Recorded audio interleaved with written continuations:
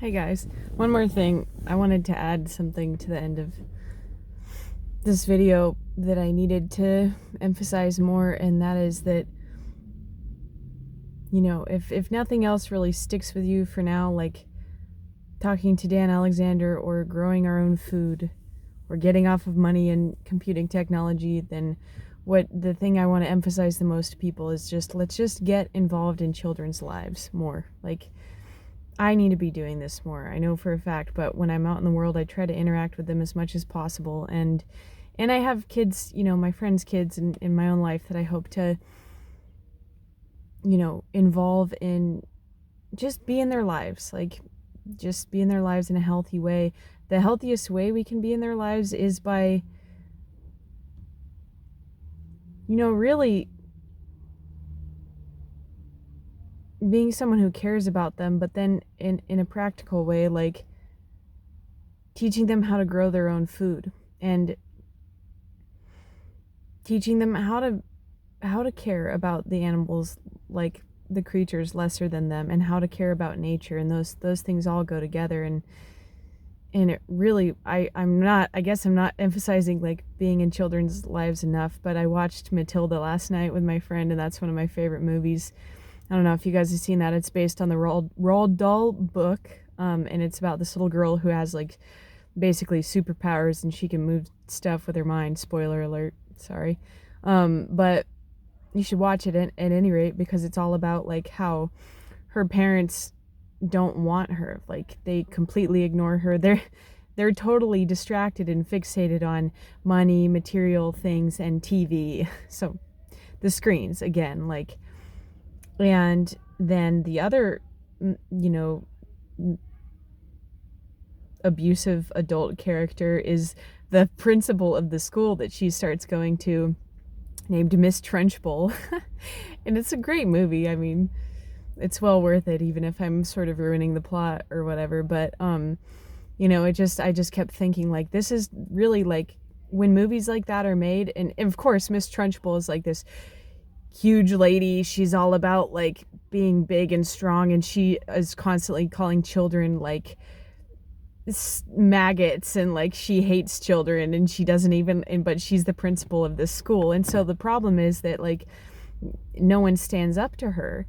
And it's like, this is kind of the problem I see, is like, yeah, obviously she represents like the bullies of the world, and who's traumatized us all as children in one way or another. And and then the protagonist, like the protagonist adult character, like who is actually the first adult that is, truly loves Matilda and respects her, and notices her genius, and not even that kids have to be smart to be valuable in a book sort of way. So this is kind of where I think we're getting distracted, is like, I just read this message in the group of people that I keep talking about online, that's all about like, that were brought together by Mark Passio, and it's fine. Like, but then I still see this, like, we got to teach children natural law. We got to teach children all this like kind of book stuff still. And it's like, that's not what they need to know. They just need loving adults involved in their lives. So the more we can shift our focus away from money and computing technology and actually like pay attention to kids, like, which obviously Matilda's parents were totally distracted by those two things. Like, they weren't distracted by computing technology, but they were certainly distracted by money and the television, which is basically, the computers and the phones and everything that we have are just a more sophisticated version of that, of the TV. And they allow us to be more involved. And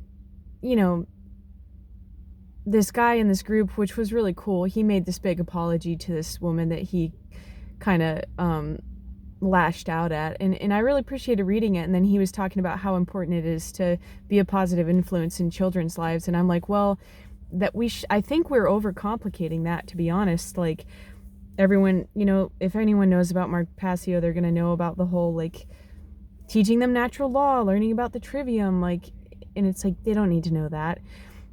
If anything, the main actually like knowledge they need to have is just knowledge that they're loved by the adults in their lives who aren't distracted by money and technology. And then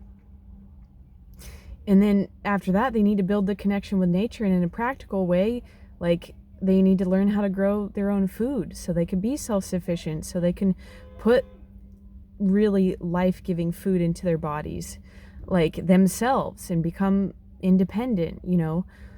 And then aside from that, like, we need to teach them what Dan Alexander is trying to teach. So it all comes back to that again.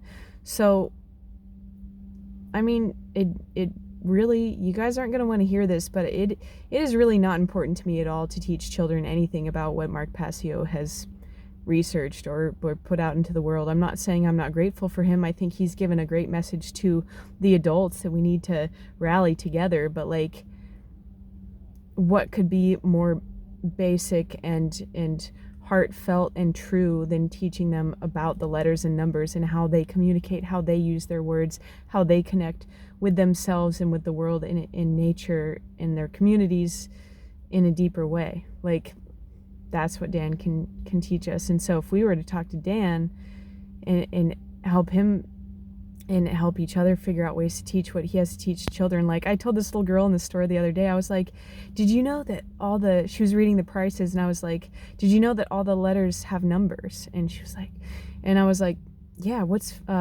yeah, so like, you know, I think I told her, I was like 4, because she was reading 4, and I was like, D is the 4th letter, like, in the alphabet. And I was like, now you can like see all the numbers and turn them into letters. And it's like, her eyes lit up. She was like, no one ever told her that, you know. And so it's not a competition again, but like, how simple is that? We don't need any technology, we don't need any money to teach a child that, you know. And so like, I just want to like put the screen on this, like, so I'm over here by this gospel ministry or like charity type of place, and like, look at the billboard with the kids, and then look at the, you know, the symbol of Christ, right? Like the cross under the ark, under the sun, you know, or the rainbow maybe, like that kind of thing, you know. Like, the world is all around us. They could go like read the world and see it for what it truly is. So like, I appreciate that this guy like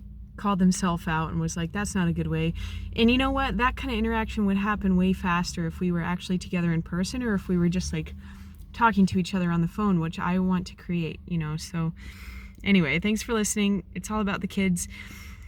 And people who don't know the whole Mark Passio thing, like, it doesn't matter, like, and maybe you're not, you know, that concerned with going plant-based and stuff yet, but I just want to lighten the mood because it's a beautiful day, and just talk about being involved in kids' lives. Like, just don't ignore them. Make a point to notice them, even if you're not like volunteering or working with them directly. Just like, if they're open to it, say hi and show them that you see them, you know. And that is like one of the most important things we could be doing first. So anyway, love you guys. Rant over. Love you. It's a beautiful day. I'm gonna get out and try to make the world a better place. So I know you all are doing that too, and you know, my heart is with you.